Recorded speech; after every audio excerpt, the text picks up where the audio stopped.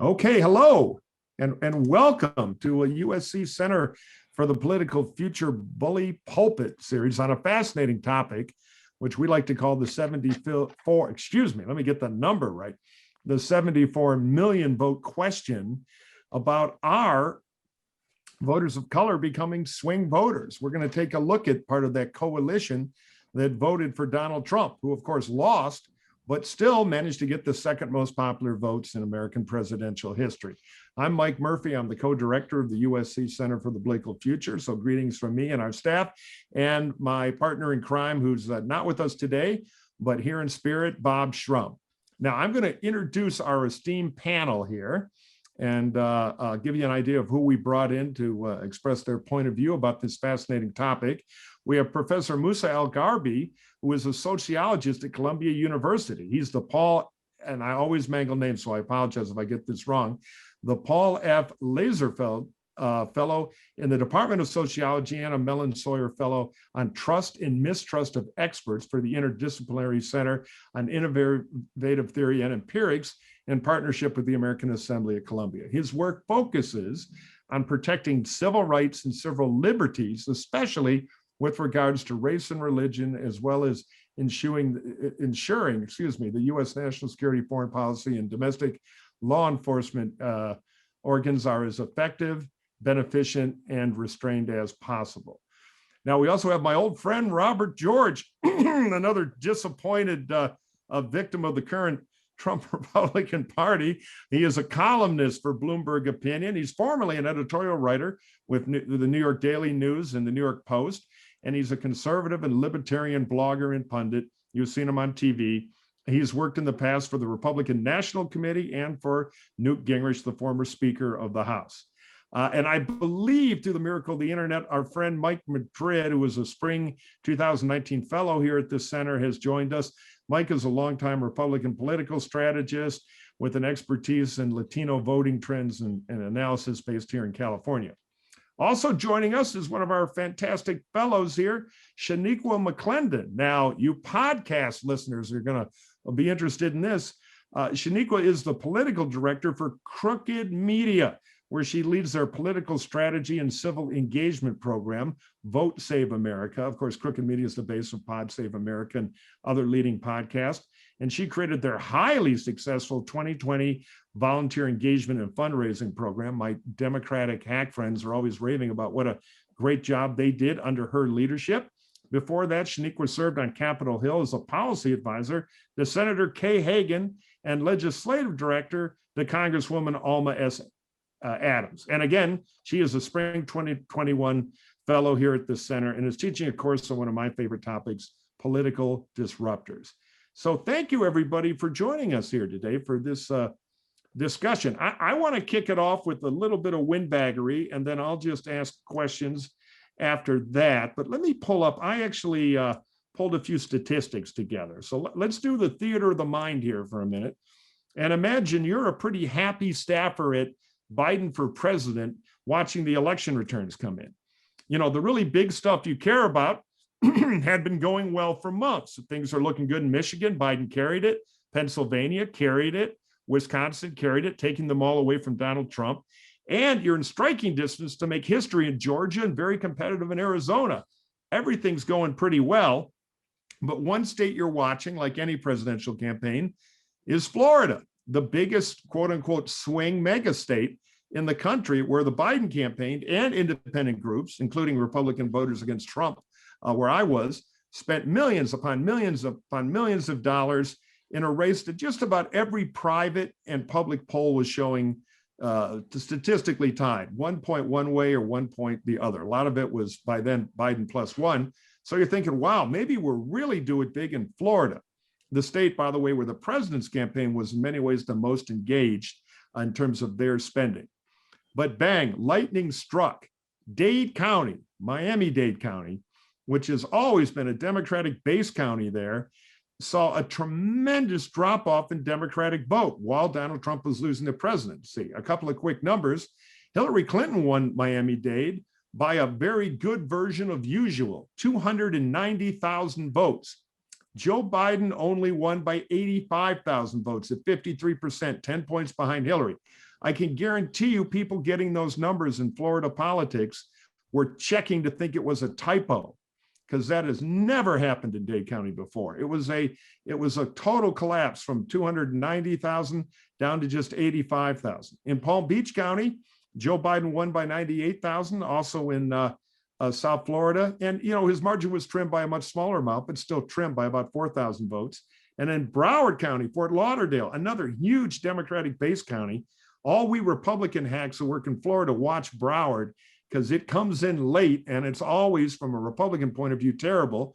But Donald Trump was able to come in there at 7,600, cut the margin from Hillary by 7,600 votes. Not huge, but again, the wrong direction. So the bottom line was, the main reason Donald Trump won Florida was a collapse among voters in South Florida, particularly voters in Miami-Dade, which is a county of color. It is a majority minority county. So the question is, what the hell happened? Was there something in the water, or are voters of color becoming swing voters?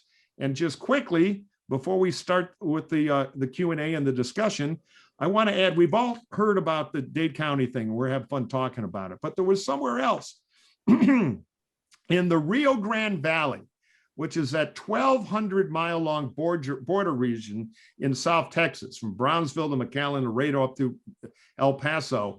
That's one of the most reliable Democratic areas in the great state of Texas. Now, this year, to his credit, Joe Biden got closer in Texas than any Democrat has in a long time. He lost by about 6 points. We Republicans often look at Texas as kind of the buckle on the Electoral College belt when the GOP wins the presidency. But Biden came close, and there was a lot of excitement he might even win. But the Rio Grande Valley, which I guarantee you was the place the Texas Democratic strategists were probably least, worried about. They were working there. Turnout was important, but it was not quite as important as the suburbs of Dallas and Houston and San Antonio. Again, had a bit of a collapse. These are smaller counties, but they add up. In 2016, Hillary won Starr and Hidalgo County by 60 and 40 votes respectively. Biden only carried them by 5 and 17 points. And finally, and in the kind of historically, ironically named county of Zapata, tremendous name, which was the name of the oil company that George H.W. Bush, that was the name he used when he started in the Texas oil fields. It is an oil county. Trump actually flipped it to win with almost 53%, the first Republican to carry that border county since Reconstruction. Again, overwhelmingly a Latino county. So what's going on? What does it mean? Is this a change in American politics, or is it just kind of an oddity of the Trump election? And what does it mean about the future? So does anybody want to kind of start on the general point? And then I've got some questions that kind of steer the discussion here. Mike, I'll jump in, I guess. Well, first of all, to give the devil his due, the Trump campaign from early on did a lot of homework and paid a lot of attention to Florida, and so going back to as early as they basically started their reelect almost the minute Trump was sworn in. And from 2017, 2018, they did a lot of research and did a lot of spending in Florida, in particular targeting the old school Republican base in Miami of Cuban expats, which had been traditionally Republican, well, as you know, had been Republican for decades, but started floating towards the Democrats in under Obama and following even with Clinton. But on top of that, they also took advantage of the upheavals that was going on down in Venezuela, and you had a lot of expats who moved to Florida, and that combination of Venezuelans and Cubans were really responded to the Trump message of Biden being to use one of your favorite phrases, a sock puppet for socialism, and so when when Trump and other Republicans, kept hammering that notion that Biden was going to be in the thrall of AOC and the defund the police crowd, that resonated with a lot of Latinos who had escaped communism, escaped authoritarian regimes, and it seemed that even though Biden in other places in the country pushed effectively pushed back against the socialism charge and pushed back against the defund the police, I think it found an audience, A little resonance down in a resonance in those places down in Florida, and I think to a slightly lesser extent in Texas as well. Professor Garby, what's your take on it? Because I think the conventional wisdom would have been that there would be kind of a generic anti-Trump vote there, because most of the polling showed he was highly unpopular in the Latino and the African American community. Yet Dade County is kind of an interesting outlier. Well, so I think part of the problem with the way the conversation unfolds, frankly, is that it's almost too Trump-centric, right? So they're assuming that the trends are driven by something Trump said or did or didn't do. In fact, I've done some essays back in 2017 and then more recently in The Nation this year, showing that a lot of these shifts of minorities away from the Democrats began before Trump. They started in 2010, and what happened and so for instance, even in 2016, when you look at 2016, Trump actually, white turnout was roughly stagnant, and Trump got a smaller share of the white vote than Mitt Romney. Trump was able to win despite his sort of lackluster performance with whites, because he gained a larger share of Hispanics than Romney, a larger share of African Americans than Romney, a larger share of Asian voters than Romney. So he was able to win despite his relative, his blasé performance with whites, precisely because he did stronger with minorities than his predecessor did. And 2020, Republicans continue to trend in the same direction. But this is a trend, critically, that began before 2016 and before 2020. It's a trend that, so neither 2016 nor 2020 were aberrations. They were continuations of longer running trends. And so, yes, it's true. Trump made appeals to voters of color, and it's also true that they resonated or didn't alienate voters in the way that Democrats might have thought they would, and we can talk about why that is more. But I just want to start by flagging that some of the trends probably have more to do with voters of color becoming alienated from the Democratic Party than they do with some kind of unique appeal of Trump. Gotcha. No, that's interesting. It's, there's a debate because every election, people try to re-engineer it and have the one magic thing. I found in my experience, it's never one thing. And you're totally right about that trend. You look at Detroit and Milwaukee, you can argue both African-American kind of depressed enthusiasm or turnout for Hillary might have tipped either state. And you can make that argument. And the Trump people will say, hey, justice reform, issues. Our bumper stickers were better and all that. But I agree with you about that overall trend. The question was, because of Trump's racial insensitivity, would there have been a reverse headwind to reverse the trend? And in some places, I think the data says there was, but in other places, like South Florida, maybe not so much. Shaniqua, what's your take on all this? Yeah, I definitely agree with what was just said. I think that this is more of a conversation about Democrats and their inability to do the work that they've needed to do over the last decade than Trump being, a shiny object to voters of color. We worked in a lot of these battleground states. We did less work in Texas, more in Florida. And the stories we were hearing about the Biden campaign not having enough advertisements or literature in Spanish, that seems very obvious that you should be appealing to Spanish-speaking people in Florida. And also, separate from what Democrats needed to do, there was a lot of misinformation going around. And so I wouldn't call claims of, linking Joe Biden to socialism.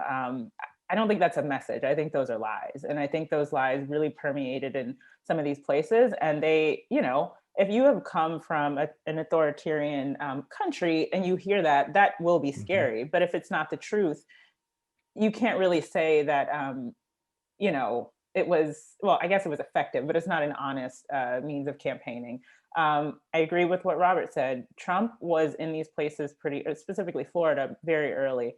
Democrats had a primary this cycle, so they were fighting each other while he was able to make inroads and get his message out.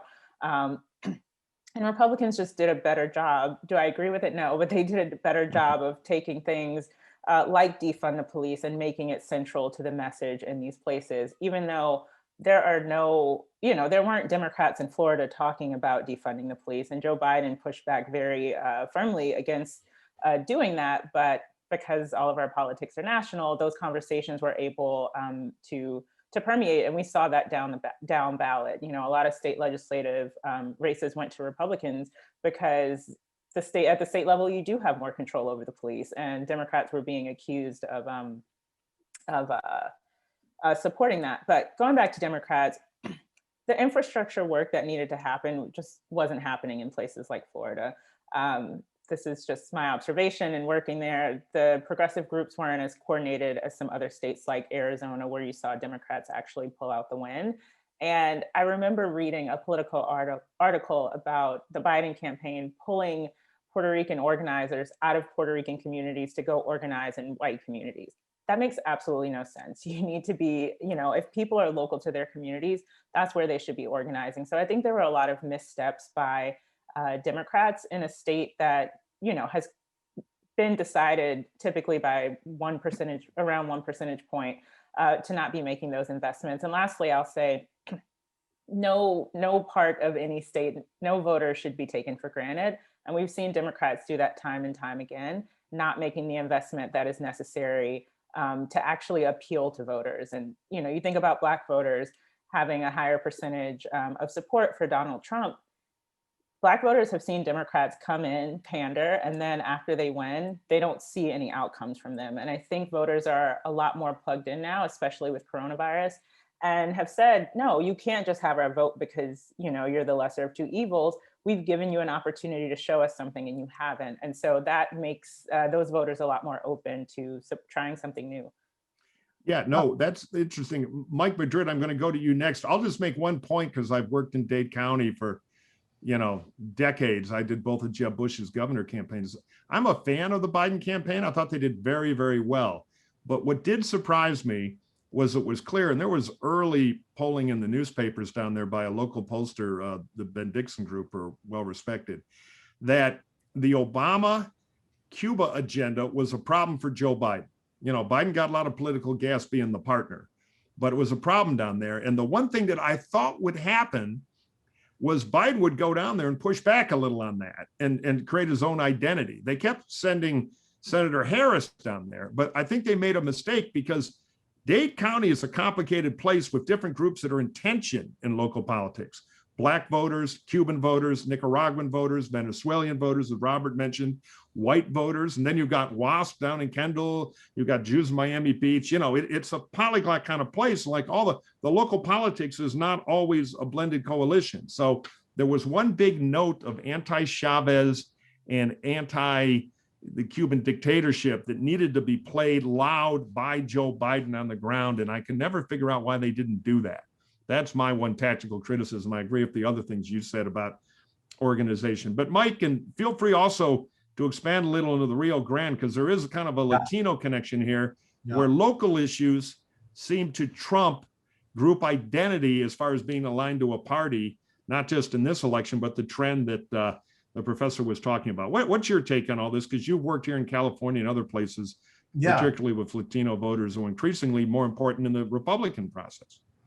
Yeah, and Murphy, we met actually Miami-Dade when you were working for Jeb, and we were talking about this same topic a long time ago. I won't say how many years, but a long time ago. So it's something we've been grappling with for a long time. Let me say this. I do believe that the Miami-Dade socialist message, multi-generational Cuban vote, yeah, it's true. It's also, I think, dramatically overblown for what we're talking about for the size and scope of the change, the demographic change of the Latino vote. Cuban voters in Florida are only 6% of the entire electorate. Puerto Ricans are as well. Okay, so the underperformance in turnout modeling with Puerto Ricans in the I-4 corridor was a much more significant problem as a practitioner, from my perspective, than losing the multi-generational Cuban votes to socialists. Sure, it matters, but let's look at the long term here. Let's step back and look at what's actually going on. If you're trying to win the race, you're not going to win it by peeling off 4 or 5% of a Cuban vote. You're going to get it by turning out a higher share, to Ms. McClendon's point, of the Democratic base that you were not getting. The question becomes, why isn't that happening? And I'll get to that in just 1 second, but let me speak directly to the Rio Grande. You're exactly right. That's the collapse of the Latino vote, and not just in turnout numbers, but in the actual switching from Republican, Democrat to Republican, is something that is a trend line that the professor just mentioned. This is not anomalous, not unique to 2020. It was very evident and on display in 2016, and it has been happening for some time. And I think the answer to both of those points, both of those questions, is the same, which is the Democratic Party really does not have a strong economic populist message that is speaking to non-college educated voters generally. That the non-college educated voter in the Democratic coalition is a voter of color. They're Black and brown workers, increasingly.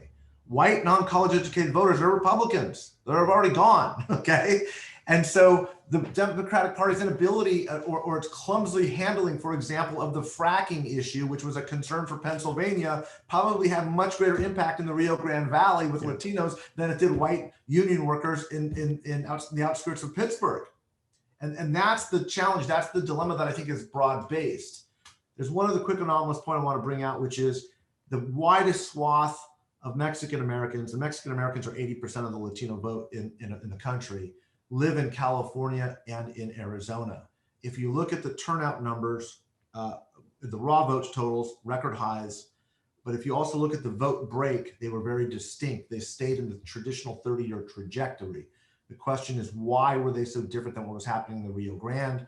And you could even extrapolate to why it was happening differently in Florida. The answer is really simple. The recent history since the mid-1990s in both California and Arizona has been a history of repeated anti-immigrant, anti-undocumented, anti-Latino sentiment. You have not had that to the same degree in recent memory in Texas. And so for the moment, in places like California and Arizona, even the overt racism being explicit by President Trump was not able to overcome that. But the real lesson here, especially in the Rio Grande and in Texas, and in some parts of Florida, is that economic populism and paying the rent is sometimes, especially for US-born Hispanic men, Latino men, and African-American men, is much more impactful than the charges of racism because, and I know this is breaking news here, we all knew he was a racist. We've known he's a racist. You keep telling us he's racist, we know it, we still gotta pay the rent, right? And that's what's driving some of that share of the electorate. It's nominal, but it's measurable, and it's a real red flag that I think Democrats need to start paying attention to. Yeah, the best Rio Grande analysis I've seen shows it's such a one industry belt. Any job with a decent wage in healthcare, or the vast majority, they're oil connected. Yeah. And so it might be the old Tip O'Neill rule that all politics, even with big gravity forces, are local.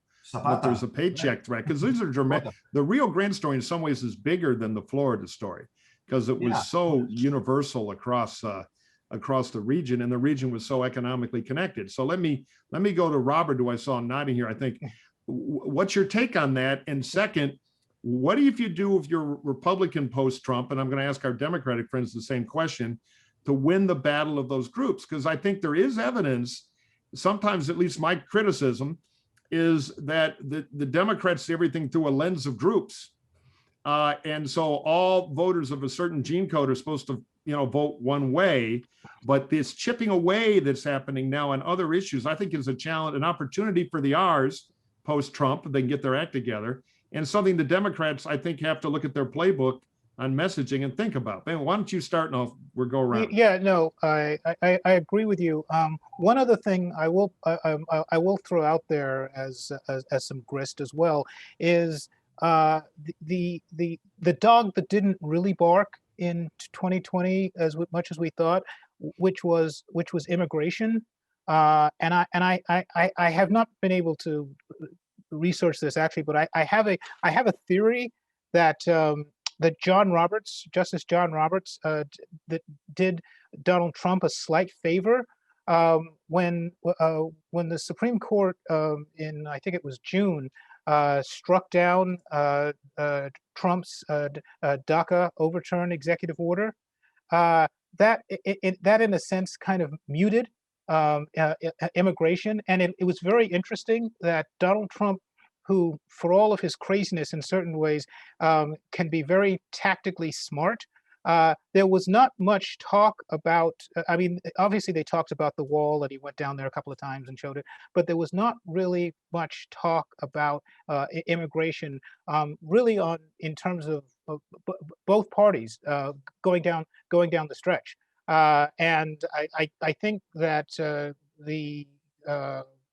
Trump figured that those who hated him who hated immigration were with him already, and he felt no need to energize the opposition even more. So he barely talked about it down the stretch. And the fact that the DACA executive order was overturned meant that that the supporter of the Dreamers and so forth didn't feel that extra energy to go against Trump. So I think that also played a factor. But I was struck by Mike's point about you two discussing this about 20 years ago, and we're having this civil conversation now. I think it was in 2000, shortly before the election in 2000, that John Judas and Roy Teixeira came out with their book called The Emerging Democratic Majority. And they made this idea that the browning of America, the increase in the electorate of Latino voters and African American voters and other groups of color, given how they have leaned towards the Democratic Party, it was kind of the idea of demographics is destiny, and the Democrats just have to be have to be ready for that group to come full aboard, and they're going to be winning the presidency for time immemorial. And then oops, 2000 happened, partly because of, yes, Florida, or actually almost wholly because of Florida. And so this idea of this emerging democratic majority has still been out there. This idea of demographics being destiny has sort of kind of hung over the heads of the Democratic Party. But each time,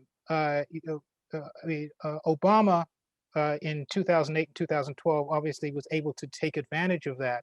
But when the electorate sort of kind of reverted closer back to the mean with Clinton or even Joe Biden, it becomes much easier for Republicans to, yes, if they've got a targeted economic message. And by the way, Trump was very, very disciplined down the stretch, reminding people of that African Americans had the highest percentage of employment under him, record numbers for Latinos as well. Yes, was it all completely true? No, there was lots of shading of the truth here and there, but he was disciplined on that message. And as you guys said, the Democrats didn't really have a counter message that was purely economic based, that was appealing to blue collar and working class voters. Professor Al-Gharbi, why don't you take it? What's your take on all this? And then Shaniqua, I'll come to you to wrap up the question on that. Yeah. Okay. So there was a lot there. Can you just remind me of the question? Because yeah, of course. I think a lot of it is, the idea that, to what you said earlier, which I agree with, which is the old kind of identity glue is loosening a little. And so that is both an opportunity for the Republicans, if in the rare event we can get our act together, which is always an open question these days, and potentially a vulnerability for the Democrats. Some people say it's a question of more organization on the Democratic side. Other people say, no, this fissure is real. And the Democrats are going to have to earn those voters back. They used to kind of assume they'd get for free. Those voters are becoming more popular, particularly Latino voters, as the population explodes. Also Asian voters, the fastest growing group that is leaning Democratic, but still fairly small, but growing over time. So there's arguments there. And then is it tactical, or is it a messaging thing? Is it policy? Sure. And et cetera, et cetera. So the whole, looking forward. I mean, one thing I'll flag with respect to the emerging Democratic majority thesis is that there's not a great history for that prediction bearing out. So it's not even just the more recent Roy Tuxiero one. Like before, right before Nixon won 2 consecutive landslides, this idea that Democrats were on the verge of an enduring majority because of demographic shifts was popular. And then Nixon won 2 consecutive landslide victories. And then after Nixon was discredited and the Republicans lost and Jimmy Carter won, it started to become popular again. And then what did you see? Reagan, just, you know, and then more recently in the Obama age, especially, you know, this thesis started to get this repopulated. So the track record of it, that almost every time this idea becomes popular is followed by sort of devastation for the Democrats. That track record alone should cause people to be very cautious when people when it starts to become popular again. Democrats should be nervous. Okay, so I think some of the core things that you see when you look at the trend of sort of when minority voters started shifting back away from Democrats and towards Republicans, there's sort of an analogous and under-discussed shift that had been happening among whites as well. In particular, sort of highly educated, professional, upper SES whites started gravitating more towards the Democratic Party and have sort of, and have in some ways kind of captured the party and the way it talks about things, the way they think, the way they approach things, the way, I mean, like if you did a drinking game, I don't drink, I'm a Muslim, but if you did a drinking game for the number of times that Joe Biden said systemic racism on the campaign, you know, you would, but like that framing of systemic racism isn't the way that sort of working class, you know, right. You know, that's academic speak. That's not like talking to ordinary people speak, right? And so I think there's sort of a messaging problem in that the messaging is aimed mostly at sort of professional elites as part of the problem. I think that part of the problem too, frankly, is that there's sort of a cultural divide that's happening as well. So, you know, when you look at African Americans and Hispanics on average tend to be more socially conservative than whites. They tend to be more religious than whites. They tend to be symbolically conservative. And by symbolically conservative, I mean, they tend to be patriotic, to value hard work, to value law and order, you know, things like this. And, you know, in abstract. And Trump was very, and so you saw, for instance, people assume that Trump's law and order message would alienate Hispanics and African Americans, and instead, and it doesn't seem to have done that. And in fact, there was a great study that was done recently. Man, I forget his name, so forgive me if you're listening or if you end up watching this. But he wrote a great book called Dog Whistle Politics, and he did a study in the lead up to the election where he presented voters with classic examples of racial dog whistles by Trump, and what he found is that they resonated just as much with African Americans as with whites, and they resonated more with Hispanics than with either group. And most people across the board did not view these statements as racist, statements that the scholars would view it as clear-cut examples of sort of racial dog whistles. Not only did they not uniquely appeal to whites, they didn't alienate people of color either. And you know, we can dive into that more later, but I think there's this cultural split that's happening as well, where, you know, a lot of sort of working class African Americans and Hispanic voters don't necessarily think that the Democratic Party represents their values anymore. And so to the extent that they stray away from the economically populist policy, then they might not represent their interests either. And that's a real problem, right? That's something that the Democrats are going to need to sort of work on going forward. And that's sort of an opportunity space, I guess, for Republicans if we're looking at that too. Right. No, and I think a lot of people in the post-Trump party are thinking about it. You know, it's interesting. The thing that Biden did on the demographic scorecard that is not that reported, but really is the biggest accomplishment, and I think Trump does get some alienating credit for this, is Biden won college-educated voters. That used to be a rock-solid Republican group, not anymore, which is that the real fulcrum of the election increasingly becomes college-educated or not. And that's been a flip That, well, Trump is running up the score totally with people who didn't go to college, who make a living with their hands, particularly who are white, but others, as we're talking about today. The college educated suburbs have totally turned the other way, which, has driven a lot of the Republican failures of the last 4 or 5 years. So, can I just make, sorry, yeah, go just ahead, real please. quick, just one quick note, real quick. And you see this when you look at the religious trends as well. So for instance, Trump gained with, he gained with Muslims, he gained with Jewish people, he gained with Mormons, he gained with,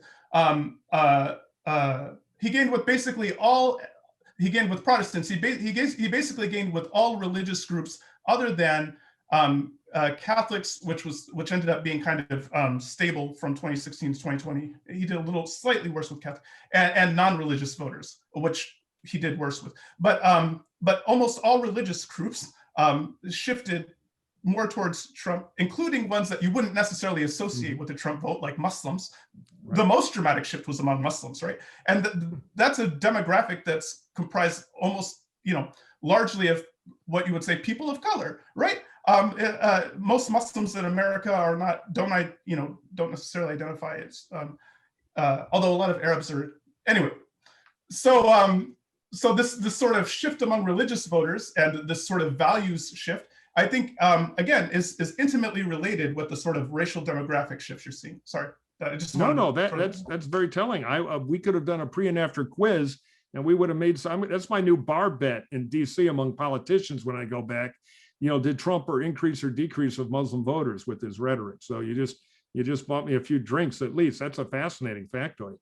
Shaniqua, you're somebody in the kind of next generation of Democratic leaders. You're in the media of the future with podcasting.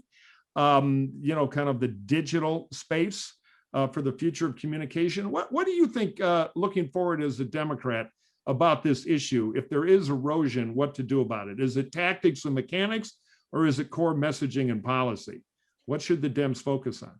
Yeah, you can always improve your tactics, but I do think it centers around messaging.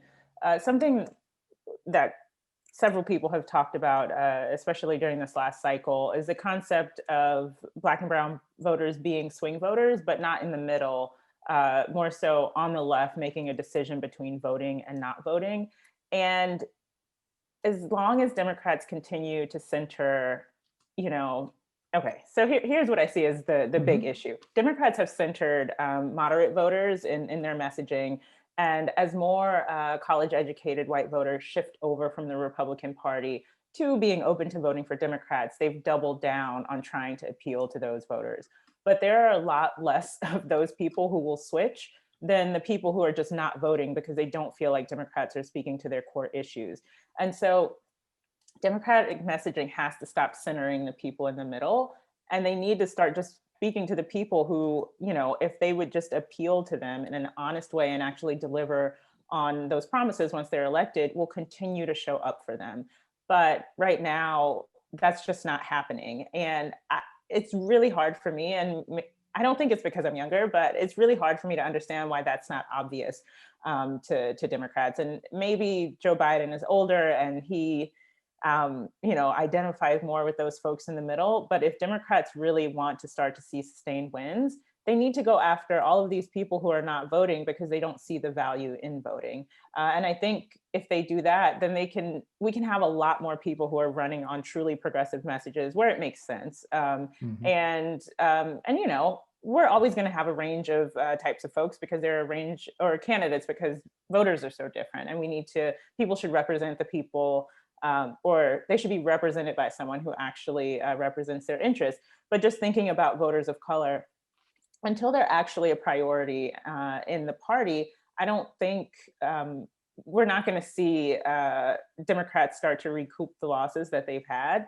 And I just really don't know why it's so hard. It seems really obvious to me, but you also have to think about the fact that there's constantly, in several elections, Black voters have been scapegoated as the folks who did not turn out to vote, when in reality, the majority of white people, for instance, in 2016 voted for Trump. And so, you can't blame people because you didn't win when you actually didn't appeal to them. And then it's just not true. Black people do vote. So I think there's a lot of changes that Democrats are going to have to make. But the first one starts with, you know, watering or what is it, buttering your bread, something, you know, tending to the people who continue to show up for them. Yeah, Shaniqua, I think I would like to politely disagree with Shaniqua. Yeah. I think to a certain extent, because I think we have to be careful of what we're talking about or who we're talking about when we're saying that the Democrats are appealing to the middle, because I've a number of times said that I've always thought that that African Americans as a bloc are the conservative base of the Democratic Party. And I think Biden was. This is particularly true in the primary, but I think it also expanded also into the general election as well. While there was some overtures to the quote moderate voter here and there, it was really the targeting of the black vote and maximizing the black vote that certainly won him. That certainly won him. Certainly won him Georgia, and certainly helped him in some of those blue wall states that Hillary had lost in 2016. So I think if your idea of the moderate is the white voter, which has been trending away from Democrats for decades, I think you're right. But if your idea of the moderate voter in today's Democratic Party, I think it is the African American community. And as we were saying before, they don't necessarily respond to some of the more woke progressive messages that the white college aged Democrats might. Well, yeah, and I should have been specific. I do mean white moderate voters, because even thinking about the Biden campaign's response to the police violence that happened this summer, they always centered the property damage. You know, they said what the police did was bad, but it was the thing that was most important to get across is no one should be destroying property in their communities. And I think that if you are speaking to older African Americans, you know, they don't want their communities destroyed. But I think given like the civil rights movement and understanding the anger and why people feel this way and why young people are showing up and just, you know, angry. And this could be a lot longer because I also don't want to make it. We saw people coming in from different places agitating, but also a lot of Black resistance has included that. So, but I won't get into all of that. But my point is that I don't think there was even an appeal to moderate Black voters, or there was, but I think the center was still these white moderate voters, these white working class voters, and white working class voters and voting working class voters of color, they have a lot of similar issues. But when you center white working class voters, at some point you're going to have to kind of tiptoe into a lot of the racism that has made them feel comfortable and made them feel centered. And I think Democrats continue to do that. So yeah, I completely agree that I do think African-American voters, particularly older ones, I think you're seeing something different in younger generations. But as long as the focus is on white voters in the middle, it's really hard to appeal to others. And the last thing I'll say is, you know, young voters of color do matter. We saw turnout go up. And if Democrats were actually making an investment there, they would see, I think, more young people show up. I don't think young people are apathetic. I think they care a lot, but no one is speaking to their interests. And the question to them becomes, well, you know, why am I going to show up? I vote every election, but I've spoken to a lot of my peers who there's not much I can say to convince them that that's an effective way to change what's around us. So I'm glad you brought this up because we're finished on this before we go to questions, because this is the big debate in the Democratic Party. One argument is we need to have messaging and organization to take these non-voters and inspire them to vote, to kind of bring our voters in so they're not uncounted. The other argument, which a lot of the political consultants in my world tend to resonate with, even on the Democratic side, is no, that's a sucker's game. Non-voters choose not to vote. And in a presidential election, you have high turnout, you can marginally make differences, but don't go alienating the voters you need in the suburbs, which we Democrats have gained now. It's why Biden got more votes than anybody in American history. We did really well. We broke the Republicans there. So careful, because you know the voter in hand in the suburbs that we can get counts a lot more than the theoretical voter who historically has not turned out, because turnout is pretty predictable based on off-year, on-year election. So, it's a big debate. I thought you made a good case for the turnout argument. As a crusty old consultant, I tend to be a voter in the barrel guy, but I'm going to go to Mike Madrid now to be the Judge Wapner and see if you have a ruling on that and anything else you want to mention, and then let's get to questions. Well, again, as a practitioner like you, Mike, it's a game of choices, right? If I was running Joe Biden's campaign, I would have run it exactly the way that they did. The way to win there was with white college-educated voters. That's where you at RVAT spent a lot of money at the Lincoln Project. I was doing the targeting. That's where we were spending a ton of dough. That's what moved those voters. But a couple of things. The first is this demographics is destiny. That's really answering that question about Teixeira's book is really the same question that we're asking now. Look, folks, Democrats won 7 out of the late 8 last popular vote counts. That's a majority. That's a majority. So I don't think we should ridicule what the demographics say. That's where it's heading. And the margins are getting wider, by the way. They're not getting smaller. They're going to get wider. And at a certain point, they're going to get exponential. There's this overemphasis on Republicans picking up 2, 3, 4% of the Latino vote when it's now not a small niche anymore. Those are horrible numbers. That's not a positive development for the Republican Party. It needs like 25% pickup in a year like this. So demographics absolutely drives the considerations that are being made here. Shaniqua's point, I think, is absolutely right. It's going to have to balance them. In the short term, I think Biden did what he needed to do, but there is a message, and I would say a message problem emanates from a policy problem. That's the real dilemma for the Democratic Party. There's a reason why, look, who are the 2 candidates that performed the best unexpectedly from Latino voters this year were Donald Trump and Bernie Sanders. Both of them were running extremely strong outsider alienated campaigns. It's not just the country's not listening to you, the damn party's not listening to you. That was very resonant with young people, poor people, and people of color. The Democratic Party is going to have to engage those voters where they're at if it's going to ride the demographic wave that's coming. Yeah, even in 2016, for instance, Bernie Sanders was doing well with young African Americans. He outperformed Hillary Clinton, but Hillary Clinton ended up winning the African Americans overall by large margins. But with young African Americans, Bernie Sanders, even in 2016, was. Yeah, no, and I'll reinforce Mike's point. If we were still running our presidential elections under the demography, which was about 85% Caucasian of 1988, Barack Obama would have been a one-term president. Trump would be reelected, and it would have been kind of a Republican wall. Instead, it's more or less been the reverse. And so the biggest problem the Republicans have is we tend to do well with Caucasians and nobody else. So we picked the shrinking pie of the electorate. Americans, under 18 who are about to turn into voters are now only 58% Caucasian. So we're a perfect party for 1976. Okay, so let's go to the old mailbag here. Now, the way we're going to do this is I'm going to throw a question. Whoever wants to answer it, shout, and then somebody disagree with them, and then we'll move on to the next one because we don't have time to go through the whole panel. We're going to start with a question from Mary Palmer. What part does voter suppression and gerrymandering play in the voting trends? And so that is a great question. I think part of distinction between voter suppression for outcomes and gerrymandering, how does that warp outcomes? Because trends are trying to get through obstacles like that. Who wants to take it? It's yours, Shaniqua, go.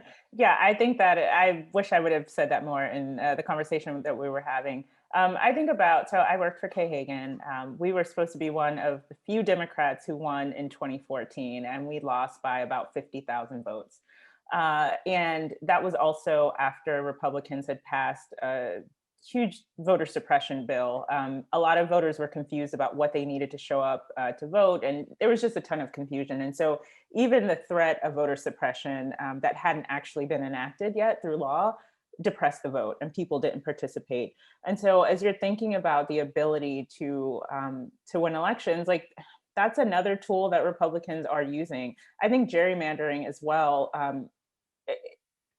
it's a separate issue, has more of an impact, obviously, on House races and state legislative races. But I think it also tells voters, okay, I showed up to vote, it's still staying the same. why should I even participate in this system? And so it kind of has this after effect or additional effect of just discouraging participation. And that's what voter suppression does in general. And so when you think about the percentage change, the proportional changes in who supported Democrats and who supported Republicans, that's another part of it. If there's a huge part of the electorate that is now not able to participate, then that's going to change what we're seeing proportionally in support for the parties. Yeah, and it's good for people selling alienation of every flavor, you know, Right. and anti-institutionalism, which is my view is dangerous. Go ahead, Robert, and then yeah, I'll just throw in not to disagree with Shaneko. In fact, I think I agree with everything she said. But just to add on, something I'd like to see going forward is which we just talked about. Donald Trump and Republicans did unusually well with Black men, Latino men, and so forth.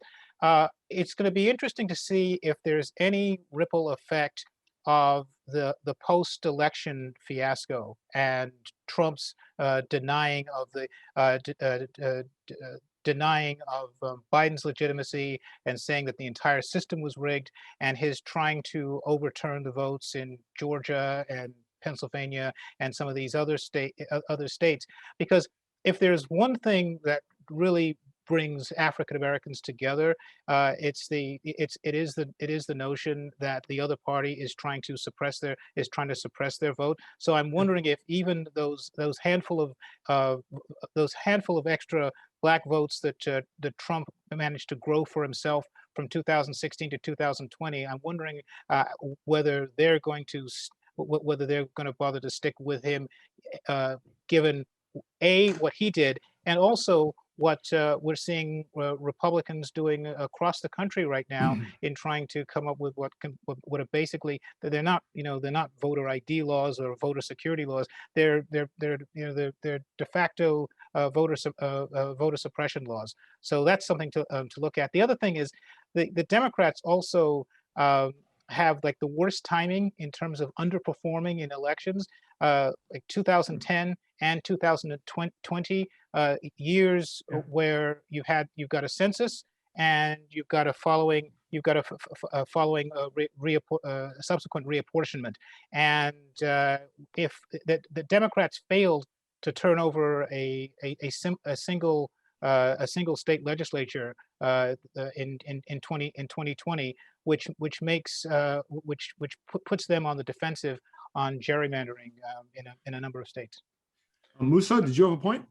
Oh, well, I mean, I was going to flag I was going to flag the last point that one of the consequences of it's not only did they they didn't gain any House and state legislatures. In fact, they lost a couple. And actually, I mean, looking forward, one thing that Democrats should be wary of, David Shore put it well, that when a party wins, it's almost always, you can go all the way back to the Civil War. When a party takes office, they almost always lose seats in the midterms that follow. There's only been two times that hasn't happened. George Bush right after 9/11 and FDR when he won. Every other time when a new party takes power, they lose seats in their inaugural midterms, on average about 35. And so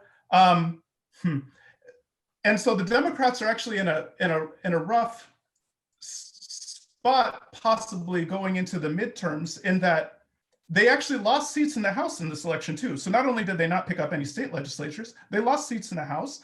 And so even if they just perform average, according to the historical average, over the since the Civil War, they're on track to lose the House and possibly the Senate in just a year from now. And it feels strange to think that after Joe Biden got the largest number of votes in U.S. history, although Trump got the second largest number of votes in U.S. history also, but that Democrats could be on the cusp of losing both chambers of Congress a year from now. But that's something that could be on the horizon, right? So I guess, including, by the way, those two seats down on the Rio Grande Valley. If that sticks, the Dems, the Reds are going to try to repeat history. And now that we have flying saucers with Q written on them, we're to be taken seriously. But so I guess that's a good point. But just to, so then briefly, I'll just say to Shanika's point, it's super critical, I think, for Biden and the Democrats to really, take advantage of this time to do what they can do, because they might have a lot less ability to advance the priorities they want to advance, this time next year, or a year or two. Yeah, I totally agree. The midterm thing could be dicey, only 6 seats. All right, one more question. We're almost out of time. Whoever wants to grab this. This is from a great friend of the center, Helen Torres. Please address the role religion plays within the Latino community. As the Latino share of vote increases, so does the number of Latino evangelicals. And then, implied there is it aligned to parties and net. Anybody want, Mike, all yours. Yeah, great question, Helen. Look, the base Republican vote for the Latino vote sits at about 20%. In other words, 20% of Latinos are Republican. It's overwhelmingly made up of evangelical voters and military veterans. The numbers do not seem to be growing. They have not since the 1996 campaign. But as the percentage of the electorate grows, it of course becomes a little bit more influential socially. As the professor pointed out, there has been a movement of faith-based voters across the demographic spectrum towards Donald Trump in this last election cycle. I would probably attribute that a little bit more towards other variables like college education and income levels, where you saw a dramatic shift of college-educated voters away from Donald Trump. So it may not necessarily be the religious components that are driving them, and maybe education levels that are driving them. Even overwhelming issues of race and racial disparity. So I'm not concerned, of this rightward shift. Maybe that's not the right phraseology as a political consultant, but as a Republican, I'm probably on safe ground saying that, of this increasing evangelical movement within the Latino community. I just don't see that. It's about 20% of the electorate. It has been that way for 30 years. We all know the Catholicism has very rarely ever been a driver of most ethnicities in their political determinations. It's almost always a 50-50% vote, and other factors tend to drive it. It's kind of the nature of Catholicism. So I don't think that's going to be an increasing factor any more than it has been for the past 3 decades. All right, I just got a note from Mission Control. I'll read it. Dear Murphy, you idiot. We have 10 more minutes. Stop trying to end this thing. So we can do a few more questions. Does anybody want to comment on that? I've got about 4 more questions I can throw up. I've got a good setup question here for Shaniqua, because she can make the argument that's a very powerful one inside the party. This is from friend of the center, Sean Daniel, Hollywood legend. For Shaniqua, you say the Dems need to stop centering. How is that a winning strategy in 2022 in the effort to expand the slim 9-seat House majority and the even slimmer Senate count? Also a note to Murphy, I'm drinking hydrant water power out of my Hacks on Tap mug, hydrant being something we plug on the Hacks on Tap podcast. Well, thank you, Sean. I will put one framing question out as Shaniqua addresses this. Keep in mind, off-year turnout is lower. So if you find a turnout thing that works, where it really pays off is in off-year elections. Now, whether or not you can get off-year voters to turn out in the on-year election has been historically a graveyard of broken things that didn't work. But the future is yet to be made. So Shaniqua, what do you say to Sean and people who see it like that? He's a good Democrat, by the way. And so I should, if it comes off as me saying don't talk to moderate white voters, that's not what I'm saying. I'm saying they can't be the center of everything that we talk about. And so when you're thinking about the House of Representatives, unfortunately, all of our politics are national. And so that's going to be a burden for House candidates who are running in districts that are very specific. They know their districts. I think in those races, people should appeal to the voters in their district. This is a side belief, but if you don't actually represent the people you're trying to represent, you should just not run for office. And so I think people, I think in the House races, that's what we have to do, have local candidates who can appeal to local issues. On the Senate side, of course, be knowledgeable of your state, but I think about a state like North Carolina, that is where I'm from. Tom Tillis beat my boss in 2014. So, I was really hoping that Cal Cunningham could win. But I think Cal Cunningham was not the right candidate. I think, I mean, I would love if Anthony Fox could come back to North Carolina and run.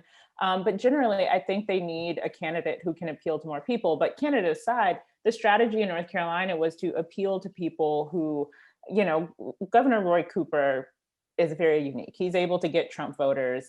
He was one of the few Democrats that won in North Carolina, but particularly in 2016, he actually won. He won statewide, even though Trump also won statewide. And so it was, I'm not sure how many other states, I think maybe the AG race in Pennsylvania, but very few states where a Democrat won statewide and Donald Trump won at the top of the ticket. Roy Cooper is very unique. North Carolina is a diverse state. There are so many people they could have appealed to that did not turn out to vote. But again, they chose to focus on these folks in the middle. And so what I'm saying here is not to completely ignore white moderate voters. They are voters. We should be talking to them. But what I'm saying is stop prioritizing them over the voters of color who are just as important, whose votes count just as much. And in my belief, are easier to turn out if you have the right message and actually deliver on the campaign promises you make. I think it's a lot easier to get those folks to not only show up, but to continue to show up reliably. But a big part of this is, you know, the Democratic Party needs to figure out kind of who they are. But one other thing I would add is 2018 is where we saw turnout, really high turnout, especially amongst Democrats in a midterm election. What we're doing at Crooked, we want to repeat 2018 and 2022. And so we are not letting up. We're going to keep encouraging people to be plugged in and organizing so that when we roll into 2022, we've already laid a strong foundation. But what we saw in Georgia is a perfect example of what happens when you have a message that appeals to a lot of people, not just the folks in the middle, but, and I'm sorry, specifically talking about Stacey Abrams' gubernatorial race in 2018. So I think it's possible. And I think her campaign is a perfect example of not centering one group of voters, but actually appealing to all of them with the right message. And I think there's something that we can't overlook here. I mean, we've focused a lot on Democratic failures, and you know what that may hold in store for 2022. But we can't ignore the elephant in the room, which is a certain former president who, you know, still refuses to accept that he lost the last election and seems ready to spark a civil war within the Republican Party. I mean, because of the large challenge that Joe Biden came into office having to deal with, he has the opportunity to, you know, be like George W. Bush in 2002 and push back against that tradition of the party with the White House losing in the midterms. You know, if he gets his economic package through, if they stop getting in their own way on the opening of the schools message, and meanwhile, the Republicans, Trump and McConnell are going to be fighting against one another over Senate candidates and things like that. The Democrats have a possibility of having a message of success coming, going into 2022, and while the Republican, that old joke about Dems in disarray, it could be GOP in disarray, and the voters are going to be looking at, okay, these guys, got me my $1,400, and the country starting to open up again, the pandemic's falling by the wayside. Meanwhile, these guys have no idea what they're doing at all, and so that possibility can't be ignored either. Look, the trick Biden may be able to win here is if he can get enough vaccines and arms and ride the economic comeback, he'll have a great counterforce to the kind of historical cycle of midterm rejection, because he could have a very strong economic story. Well, and again, if you then you're down to what Republican Party are we dealing with next year? There are people in the Republican conference who think, only 6 seats, more what we got. Hell, we can just get the whole coalition crazy, semi-crazy regular. Others say, hey, we gotta rebrand here, because the seats we really want to get to get there are more suburban that we used to have than more of the base seats that we've already maxed out. So anyway, this is going to be the big debate, which is why it's all down to vaccines. So Musa, go ahead. Yeah, I was going to say,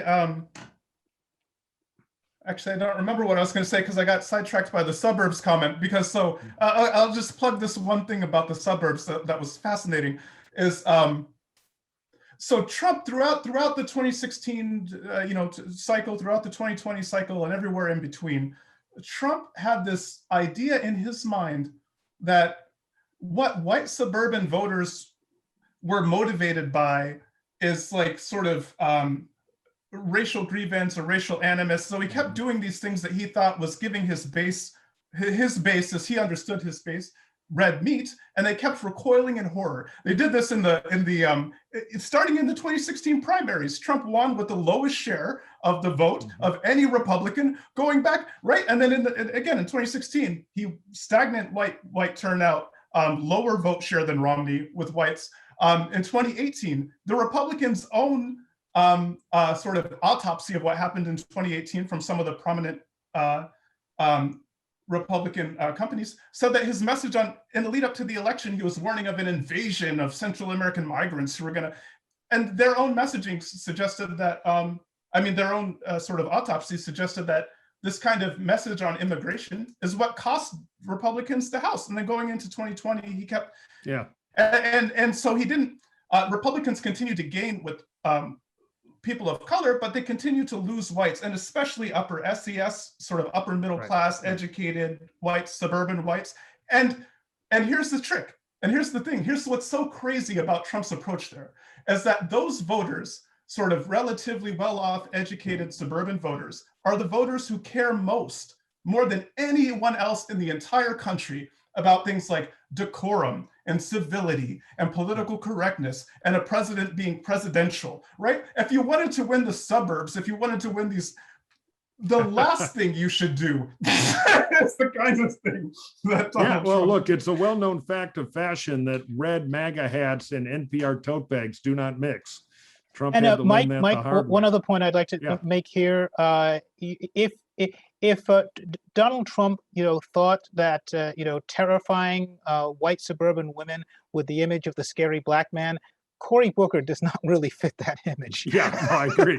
I agree. But look, they ran the whole midterm campaign. Madrid will remember this on MS-13. The Democrats had pre-existing conditions. It wasn't a fair fight. It was a slaughter. This is actually a really good point. You have to remember in 2016, it was about chanting "Build the Wall." In 2018, it was about the caravans coming from Central America and Mexico. You did not hear that dog whistling, and that was kind of more than dog whistling at that point, because they understood that they could move Hispanic votes. Where they did go was to a more traditional racist trope of the law and order messaging, when they were trying to move those Great Lakes states back into play by contrasting those non-college educated white voters against black voters with the law and order message. Obviously didn't work there, but it was a smart play to move off of that. And there was some recognition that if they just were a little less racist, they could actually do better with Hispanic voters.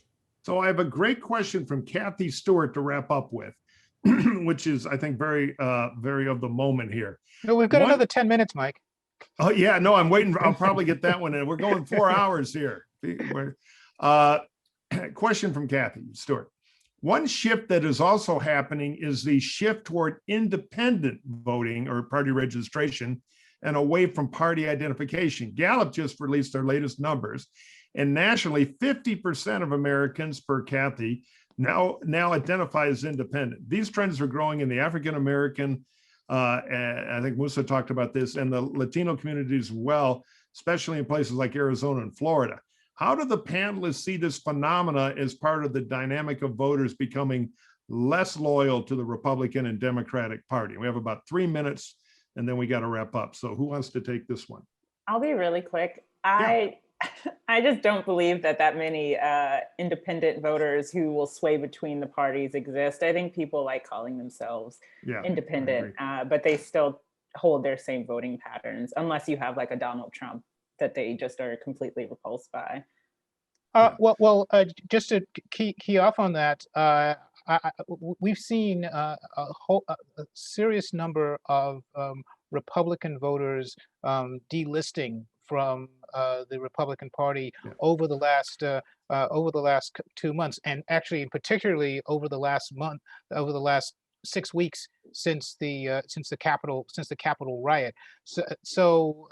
I do think that this trend is quite true, at least certainly on the Republican side, and I think we're seeing to the extent that Democrats don't quite get their message right with Latinos and African Americans. I think the idea, and to your earlier point, Shaniqua, of younger African Americans that don't have that historical link towards the Democratic Party, I think they may think of themselves as independent and up for grabs. Real quick, I'll add. Yeah, go ahead. So there have been some really fun, cheeky studies where they've tried to see how independent these self-declared independents are, and it turns out actually, yeah, they tend to be pretty reliable. They like Shaniqua said, they like to think of themselves as independents, but they tend to be really pretty reliably aligned with one party or another. Now that said, 2020 was genuinely interesting in that Joe Biden got the highest share of independent voters for any Democrat really since the 1970s. You know, you can go back to as long as they've really done the exit polling and stuff. And he also had really, really high numbers with people who self-identify as moderates. But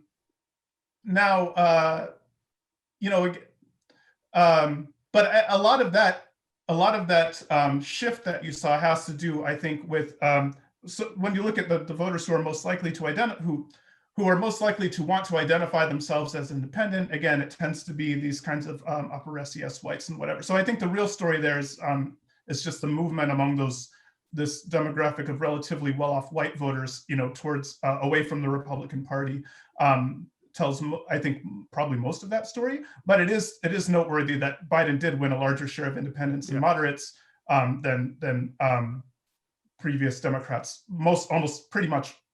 Almost completely as far back as the record goes for Democrats. Yeah, there's a lot of history of independent voters, particularly suburban, acting like Republicans because they have a Republican wallet, but they don't want to have to explain that they're part of the brand problem of saying you're a Republican. So I think there's a lot of truth in that, and you can find that among people who lean Democratic too. So look, I want to thank all of you, and I want to make you sit through a quick commercial. If Joe Biden is successful and we have the economic comeback, don't forget the center here, where we could use a little help. We do a lot of these programs. We have tremendous fellows here like Mike and Shaniqua. I mean, we're very proud of what we do at USC at the Center for the Political Future. All right, we're so good. We have a long name, and you should go to our website and see all the stuff we do. A lot of it now virtual because of the pandemic that we're looking forward to open up again. We also do a lot for students. We get internships for them. During the election cycle, we actually took 12 kids out to the Iowa and got them jobs in the Iowa caucus so they could learn real politics, which if you're a young political nerd is a life-changing experience. So we're proud of the work we do, and we could use your help. All you got to do is go to our website and check out joining the Center Leadership Circles. That funds all this stuff. And again, it's on the website. You can check it out. The USC Center for Political Future. We would appreciate your help. Now, speaking of stuff we do, we'll be back, or at least I'll be back for our next discussion on an incredibly juicy topic as recall petitions are back on the streets of California. It's called The Future of California with our special guest. You can learn all about it. It is Thursday, February 25th at noon Pacific time. So again, go right to our website, Center for the Political Future at USC, and you can learn all about that. It'll be on Zoom too. Thank you again to our outstanding panel for all your help today. Do any of you have Twitter handles for people who want to keep in touch with your thinking? Let's quickly end on a plug. Robert, you first. I'm at Rob George. All right, Shaniqua. It's __ Shaniqua_. I like that. Musa. At Musa _Al-Gharbi, and I also have a website, musaalgharbi.com, one word. All right, beautiful. And Mr. Madrid. At Madrid_Mike. All right, perfect. And somebody emailed me the book title, Ian Haney Lopez Dog Whistle Politics, for people who are interested in checking that out. I know I'm going to. All right, with that, thank you all much. Thank you so much on behalf of the center and the staff that does all the hard work. and we'll see you next time.